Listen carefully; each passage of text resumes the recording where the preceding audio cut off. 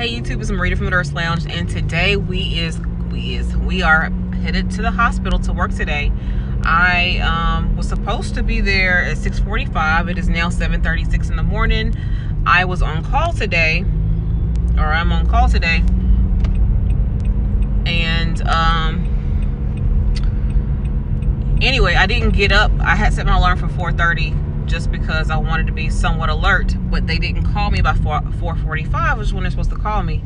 Anyway, they called me at 5:07 saying I was needed today. The problem with that is I have to leave by 5:30 in order to get to work on time. So I'm like, okay, with you calling me at 5:07, that tells me, or it tells you, that I won't be at work on time today. So, you know, and I live about an hour and 15 minutes, hour and a half, depending on traffic, away from the hospital. So anyway, that's why I'm late this morning, but nonetheless, I am driving up now. As you can see, I'm driving up at the hospital, and I'm about to find a place to park so that we can go in here and see what I'm have to do for the next 5 hours. I'm only working for 5 hours today, or I'm only working until half a shift today, so till 1 o'clock. So 1 o'clock is when I get off this afternoon, and I'm going to try to vlog today. All right, so I'm about to head into this hospital and see what I got going on today. Like I said, it's bright out here. 7:45 in the morning. I'm supposed to be here at 6:45, but it is what it is. That's what happens when they call me late and think I can be here. I'm not in no hurry to go. All right, so again, this is only a, well, now 5-hour shift because I am an hour late. But we are headed on in. This is the back door to get into the hospital.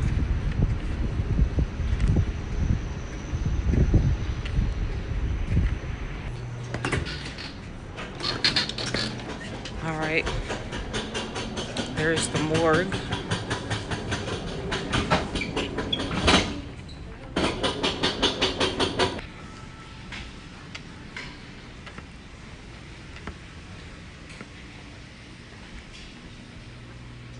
Let me go in here and get some breakfast before I get started today.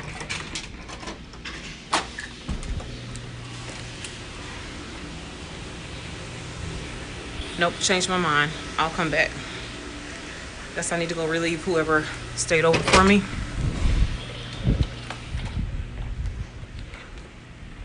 I'll do that first, and then I'll come back to eat breakfast.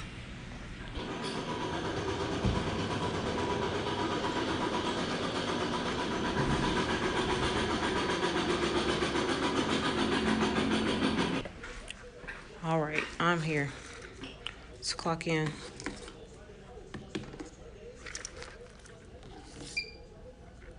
All right, we're clocked in, 7:43. All right, I'm clocked in. Let's go see what our assignment is, and then I will be back. All right, so I am back, coming in with an update. It is now 9:30 in the morning. I never got a chance to go eat breakfast because I was behind as was. So I just decided to come in and go ahead and get to work because I am behind. And you know, I came in late this morning, so I don't like to be late and I don't like to be behind. That's a pet peeve of mine. So I have two C-sections, 2 vaginal deliveries. 2 of my patients are going home today. I'm first admission, so I'm getting the first C-section that delivered at 8 o'clock this morning. I should get her in the next hour or so. So right now my focus is trying to get everything done.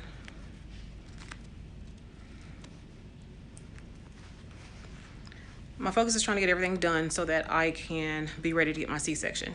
So what my plan is to do, or what I did was, I decided to go ahead and medicate everybody. Typically I would ask them, do you want a Motrin? Do you want this? Do you want that? But this time, everybody's pain was like a 6 or above. So I went ahead and gave everybody a Motrin who wanted pain medicine. I gave them a Motrin and a Percocet. That way, when in an hour, I can come back and check, but they can't get anything else for medication because I knew it's gonna get that new patient. Typically, I do not do that. Typically, I will go ahead and give one medication, come back and check, and then give the other medication. But because I'm about to get the first admission and she's going to take a lot of time, I decided to go ahead and medicate everybody who wanted medication with a Motrin and Percocet 5 milligrams for their pain that was above 6 or above. If they were below 6, then I just gave them a Motrin. So that's what I did to help save me some time in the future. I'm about to go give some Rogam here in just a minute for one of my patients. I talked about Rogam before. This is what it looks like right here. I'm gonna give this to them in their hip. It is for a mom who she is B positive and the baby is B negative. So because of that, we give Rogam, and so I'm going to give this to her. I meant to say today. That mom was B negative and baby was B positive. I have nothing really interesting going on. I'm hungry, but you know, it is what it is when you come in late. I have one mom who's a G10 P10, which means she's been pregnant 5 or 10 times and had 10 babies. And I have another mom who's a G9 P9, which again, same thing. She's been pregnant 9 times and has 9 babies. So that's the only thing that's interesting going on today.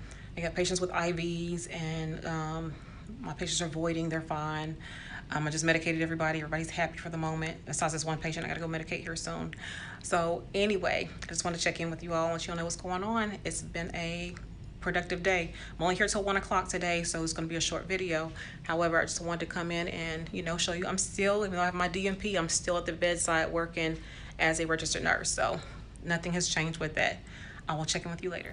And here I just wanted to show you all our brand new medication dispense system. It's called Omnicell. We just started using it this week, and I had so much trouble trying to get into it at first, but now I'm good.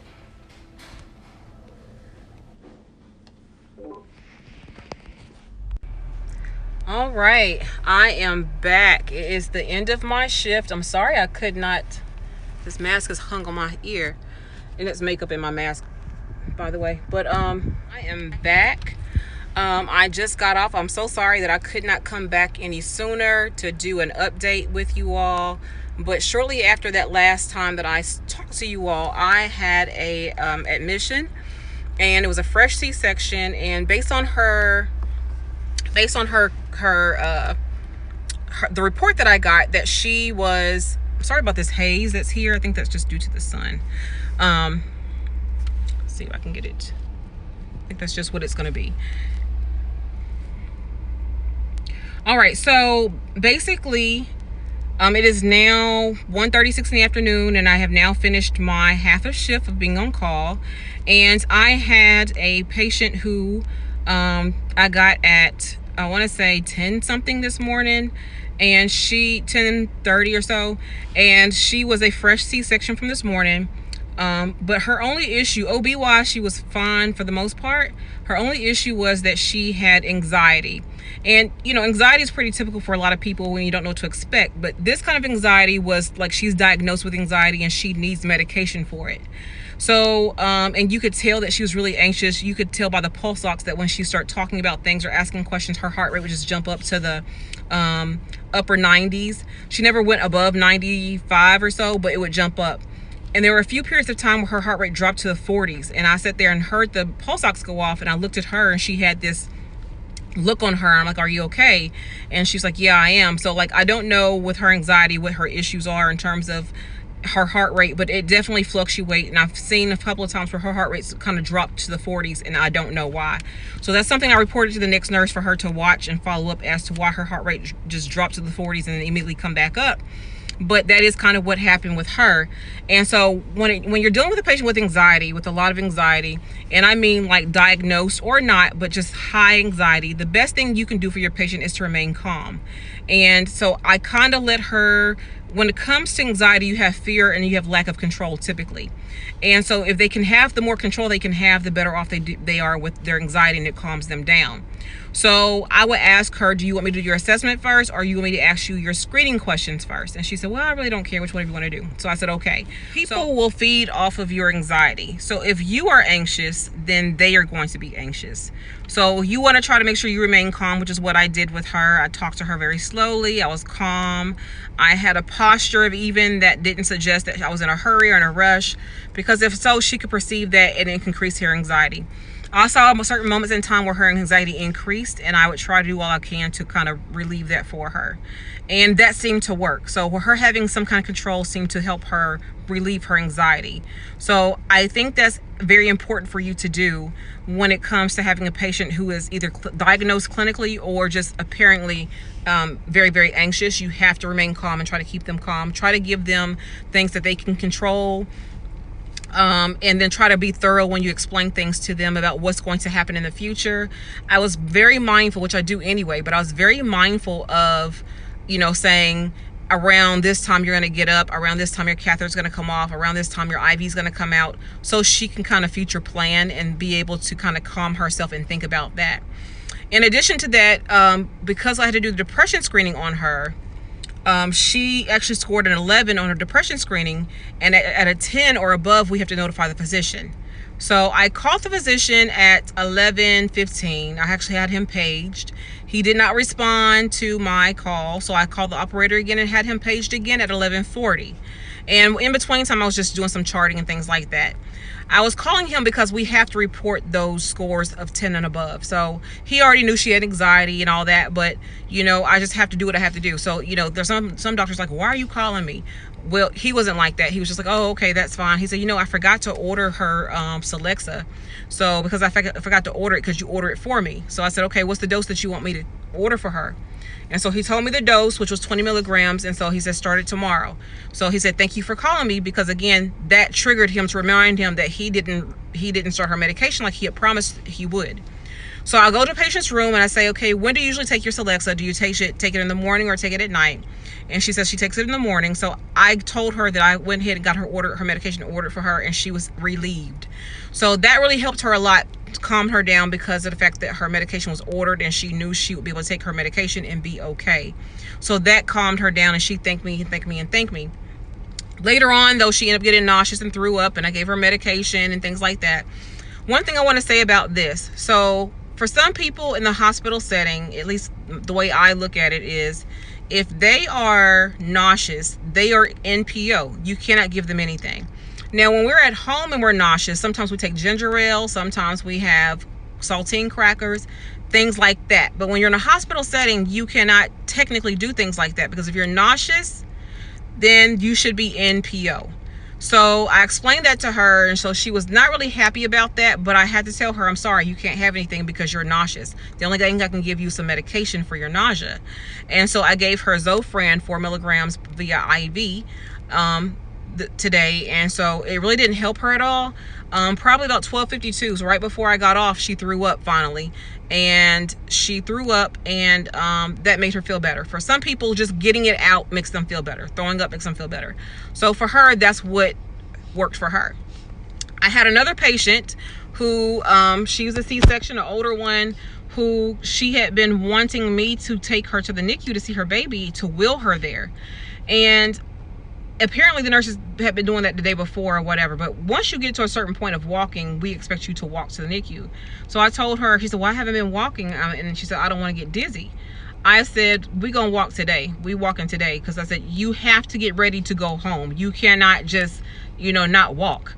So I said, how about you and I walk around the unit a couple of times to see how you do, and then as time goes on, you need to increase your distance and eventually walk to the NICU. And so she said, okay. Now, she was reluctant at first, but she said, okay. Again, I'm someone who pushes my patients to do something they don't want to do, because I'm here to help them get better and get ready to go home. When you all cater to your patients the way some of you do, you're really doing them a disservice. And what I mean by that is, I don't mean, when I say cater, I don't mean in the sense of like you are, what's the word I'm looking for? I mean like when you are not having them walk. I mean when you are not having them do things they need to do to get better, because you don't want to deal with the backlash or deal with their attitudes or things like that. You are truly doing them a disservice. You really need to be in the mindset of, I'm going to be an advocate for my patient even when they're not an advocate for themselves. And that is the key right there. Are you advocating for your patients when they are not advocating for themselves? Meaning, are we educating them about the importance of ambulation when it comes to a surgery patient? Are we educating them on the importance of the side effects of these medications so they'll know what to expect? What are we doing to educate our patients? That's what we need to know. What are we doing to be an advocate for our patients when they're not advocating for themselves? That is the key for today anyway. That was my thing for today. My patients were fine. Again, when I got her to walk, she was very happy that she walked, and she's like, oh, I can walk, I could do it. I said, I told you could. And she did fine. She really did fine. And then I had 2 patients who were going home today, who I did not end up doing the discharge teaching on because I'm leaving at 1 o'clock. And again, as this morning I told you all, I came in at 7:43 this morning, so I was already an hour late. And then I got the first admission on top of that. So they thought that they wanted me to get all this work done. Now, mind you, they were there an hour before I was, and they didn't get any admissions. I had the first admission, so I had a lot of work to do. So I had to see my patients, which I did pretty quickly. I had to learn how to use a new Pyxis system called the Omnicell, which I showed you a very brief snippet of that. But the Omnicells are new Pyxis, if you will, and this is how we get our medications out. And I was late passing meds. I wasn't late, I was still past them on time, but I did not do how I usually do my normal routine in terms of doing my meds and my patient assessments and my vitals at the same time, because I couldn't even get into the machine because of the fact that it said I had to do a new fingerprint and all this other stuff. So I was like, I'm not going to delay my patient care for this Omnicell. So anyway, once I learned how to do it, it was okay and it was fine. I was able to get my medication out pretty quickly, and I think I might like it. But that helped me up today. And then, of course, because I was late, like I said, that helped me up. And then in addition to that, being late, it was just the issue of my time crunch. I had to be done by noon. And so, or not by noon, by 1 o'clock. And so I was not going to stay over the chart. That's one thing I'm not going to do. There's somebody who's going to relieve me at 1 o'clock, and I'm not staying over the chart. That is my biggest pet peeve. And they're like, well, these people have discharge orders to go. I said, well, when I leave, then you all can focus on the discharge orders, because right now I'm focusing on patient care. And for me, that's what's most important, is focusing on patient care. And that's exactly what I did. And when I did do my patient care, all I left for them to do with my 2 discharges is just simply print the paperwork up and do the teaching and send them home. That's all they had to do. So I left them all in a good space. I end up with 5 patients. They will discharge 2 of my patients, and that's pretty much it for today. I am PRN at the hospital. I'm not sure how many shifts I actually have left, because I am going to potentially phase out of working at the hospital. Who knows? I don't know. I had said I was going to continue to work part-time or PRN, but I'm not sure. This hospital stuff is just getting, it's a bit much. All the policies and things they change and stuff like that. I'm just so done with it. But it was a good 5 hours. I can't complain. I was very busy the entire day, and that's pretty much it. And I thank you all for watching this video. I had no idea I was going to be working today. I was on call, but I didn't know I was going to be working today. So these pop-up videos are because of the fact that I am working. I did not get lunch today. I did not get breakfast today. So I'm headed to Popeyes, which I shouldn't be eating, but I headed to Popeyes to get me something to eat. And then I'm going to work out later on today and have a smoothie later for dinner. But I'm hungry. You know, I usually come in first thing in the morning and eat my omelet that I always eat, my fruit and my drink or my water. But today I didn't want to be behind, and I'm glad so that's how I pretty much want to end this video, by simply saying, hey, make sure that you are advocates for your patients, even when they're not advocates for themselves. Also be an advocate for yourself, because you have a license to protect. And when you are not protecting your license and something goes wrong, it's going to come back on you. It doesn't make a difference how nice you were. It doesn't make a difference how mean the patient was. If you did not follow policies and procedures, you are going to go down for that. So I'm big on following policies and procedures. I'm not going down for anything without taking somebody else down with me. If something goes down, you best to believe I'm taking the doctors and everybody else down with me, the hospital, the whole 9. If something go down, it's not because I didn't follow policy and procedure, just because I'm trying to appease someone. So anyway, that is it for today. Thank you all for watching my channel, my journey. Like I said, I'm a doctorally prepared nurse, but I still work bedside. So you know what? I'm not above it. I'm not above it. I'm tired and I'm over it, but I'm not above it. So, you know, I will always never forget where I come from. I know this is where my roots are in OB, and I happen to love OB for the most part. I love OB. I love what I do as a nurse. I just hate the politics of bedside nursing, and so that's kind of where I'm at right now. But anyway, that is the end of this video. Thank you so much for watching. Please like, comment, subscribe, and share. You all have seemed to like the vlogs and different things that I've done on the channel. But definitely like, comment, subscribe, share, and as usual, let's chat in the comments. And I'm headed to Popeyes. You all take care. Bye-bye.